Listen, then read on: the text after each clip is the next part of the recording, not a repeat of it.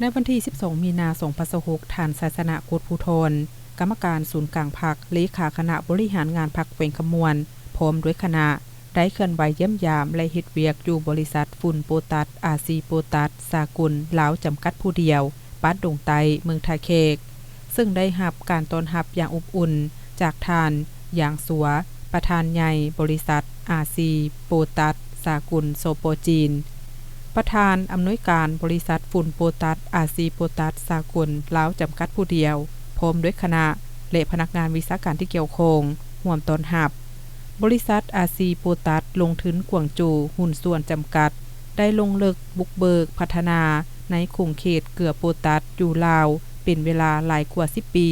และได้บุกทะลุนำหน้าหมู่ในการผลิตฝุ่นโปตัสแบบอุตสาหกรรมในแขนงการเกลือโปตัสที่เติบโตไว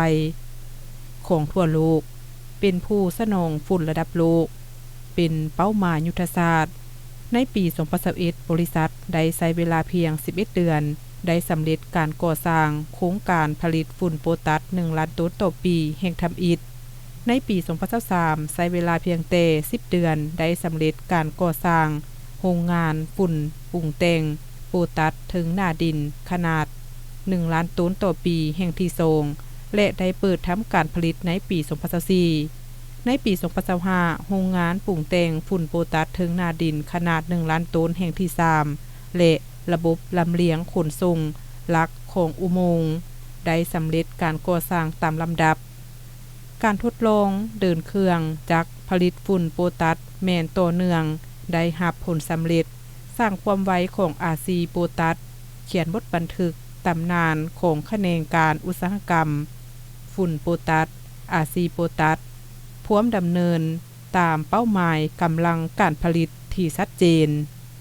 ในการขุดค้นและปรุงแต่งเกลือโปตัสแบบสีเขียวและเป็นมิตรต่อสิ่งแวดล้อมสร้างเป็นระบบผลิตภัณฑ์ฝุ่นโปตัสที่ประกอบด้วยชนิดฝุ่นโปตัสแบบผงสีเขียวและฝุ่นโปตัสแบบเม็ดสีแดง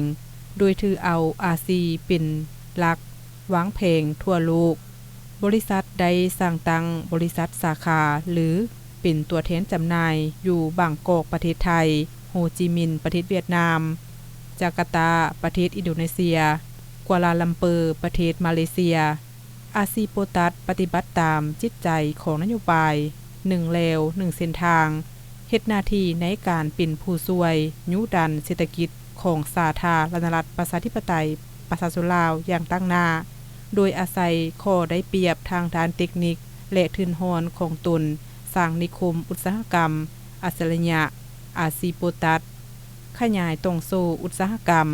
ซึ่งบริษัทฝุ่นโปตัสอาซีโปตัสสากุลลาวจำกัดผู้เดียว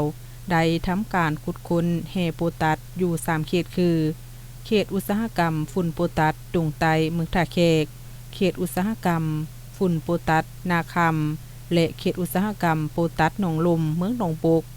สำหรับเขตอุตสาหกรรมฝุ่นโปตัสดงไตเมืองท่าแขกรวมเอาเนื้อที่ทั้งหมด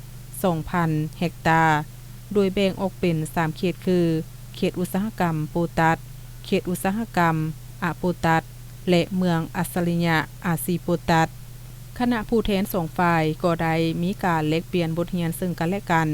โดยที่ท่านไสสนะกุฎภูธรได้กล่าวแสดงความยอมสุมเสยต่อทางบริษัทเว้ารวมว่าเฉพาะก็คือคณะผู้บริหารตลอดถึงพนักงานวิชาการของบริษัทที่ได้เอาใจใส่ปฏิบัติเวียกงานของตน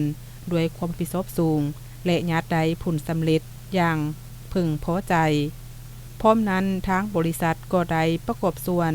ช่วยเหลือพัฒนาท้องถิ่นโดยเฉพาะแม่นด้านพื้นฐานโครงสร้างและสร้างเวียกเฮ็ดงานทำให้แก่ประชาชนภายในแขวงท่านเลขาพรรคแขวงขมวนยังได้เสนอเพิ่มเติมมายังบริษัทเพื่อช่วยเหลือในการก่อสร้างทางเบตงจากบริษัทออกไปสู่เส้นทางเล็กที่13ไตรวมระยะทาง20กิโลเมตรการสร้างสีมือแรงงานให้แก่ประชาชนติดพันกับการพัฒนาท้องถิ่นและการรักษาสิ่งแวดล้อม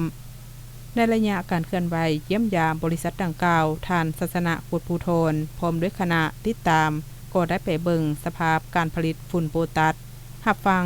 บรรยาย ผ่านฝั่งจำลองก็คือต้องสู่การผลิตภายในบริษัทเยี่ยมซุมหอพักพนักงานและไปติดตามเบิงสถานที่ควบคุมการผลิตฝุ่นโปรตัสอยู่เขตอุตสาหกรรมฝุ่นโปรตัสนาคำเมืองหนองบก